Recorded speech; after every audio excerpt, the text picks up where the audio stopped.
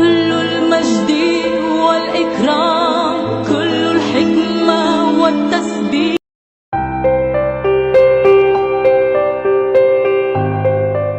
A infância de Jesus. Jesus passou a infância em uma aldeia nas montanhas. Como filho de Deus, poderia ter escolhido qualquer lugar na terra como morada. Qualquer lugar seria honrado com sua presença. Mas ele não escolheu as mansões dos ricos ou os palácios dos reis. Antes, escolheu viver entre os pobres em Nazaré.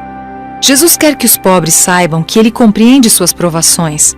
Sofreu tudo o que eles têm de sofrer. Por isso, simpatiza com eles e pode ajudá-los.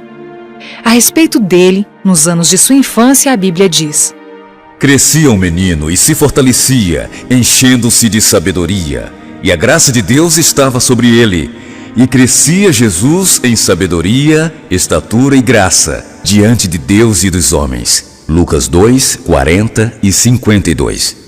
Sua mente era brilhante e ativa.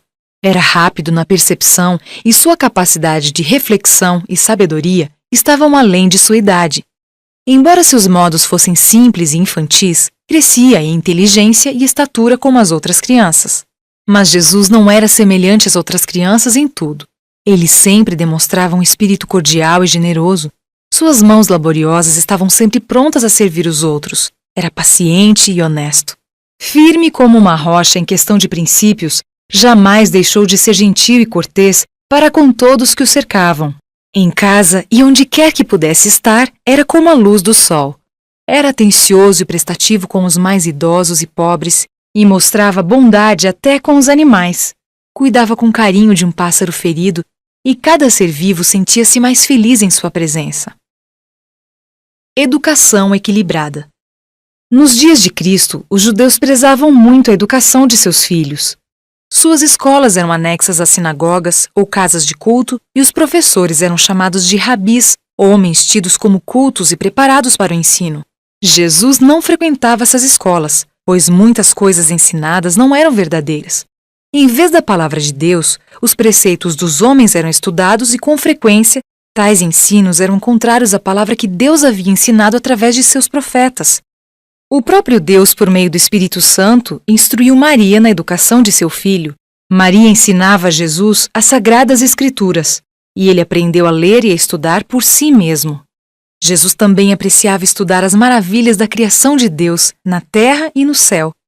No livro da natureza, ele aprendia sobre as plantas e animais, sobre o sol e as estrelas. Dia após dia, ele os observava e tentava extrair lições deles a fim de compreender a razão de todas as coisas.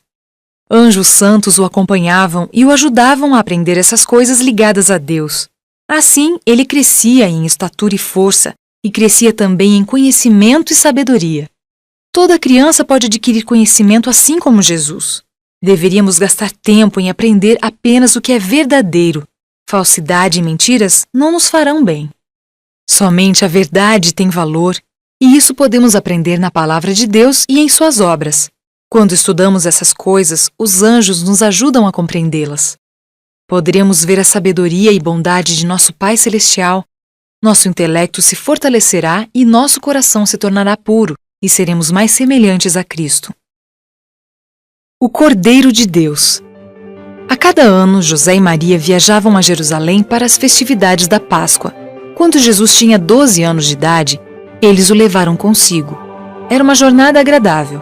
As pessoas iam a pé ou em lombo de bois ou jumentos, gastando alguns dias na viagem.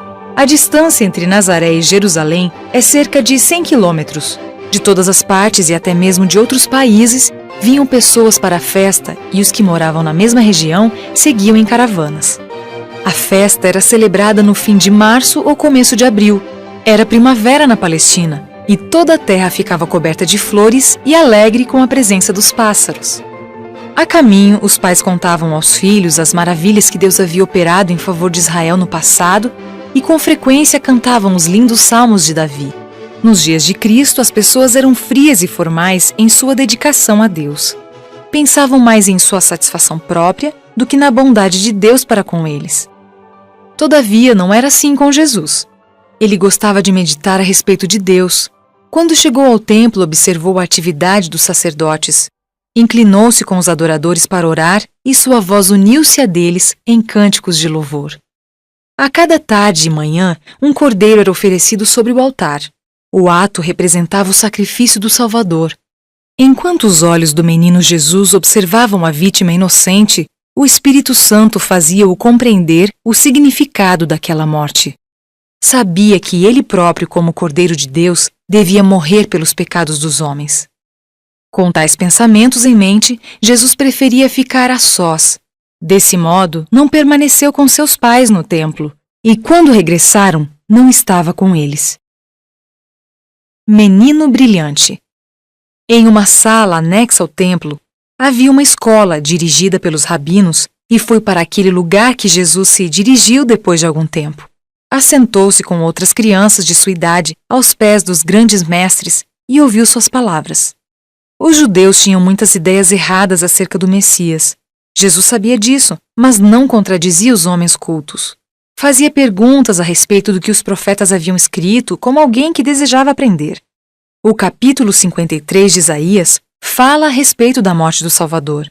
Jesus leu esse texto e perguntou aos rabis acerca do seu significado. Os mestres não puderam responder. Começaram então a fazer perguntas a Jesus e se surpreenderam com o conhecimento que ele tinha das Escrituras.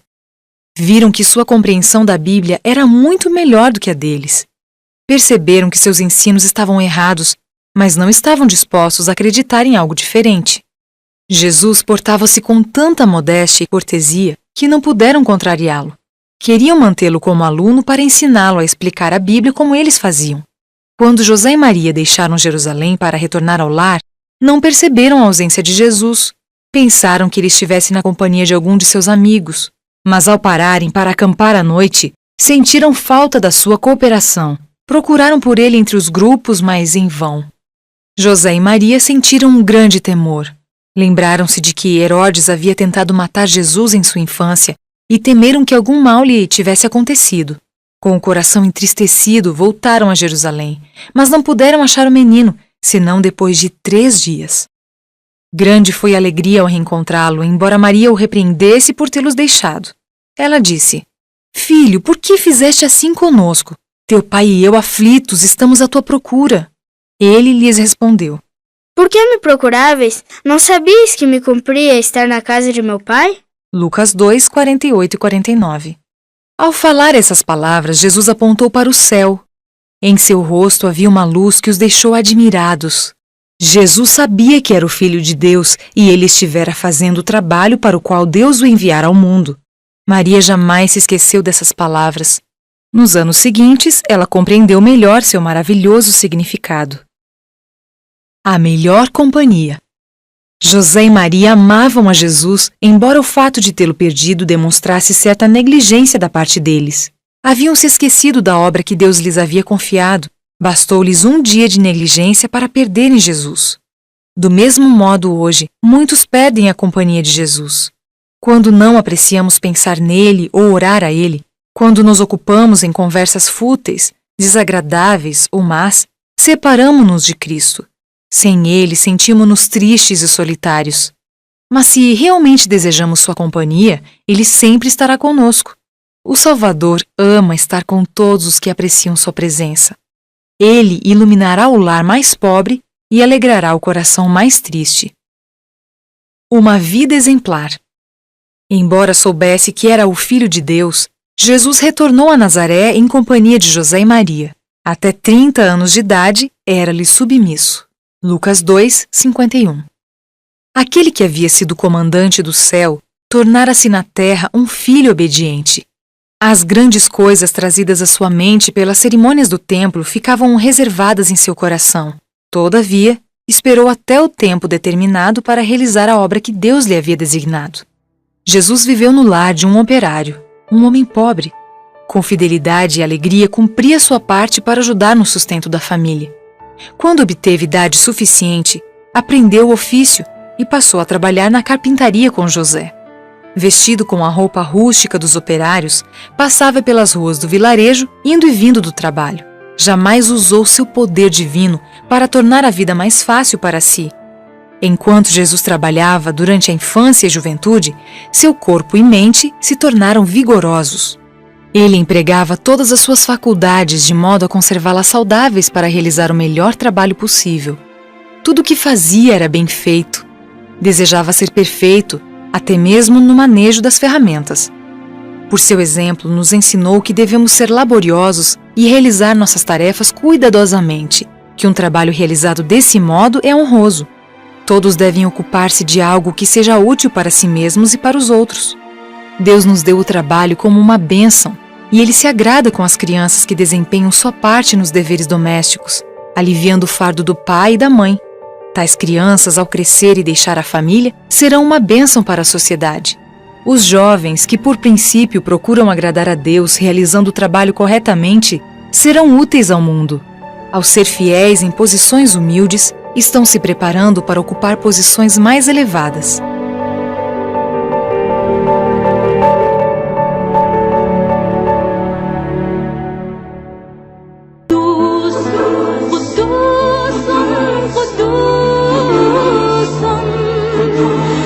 ربنا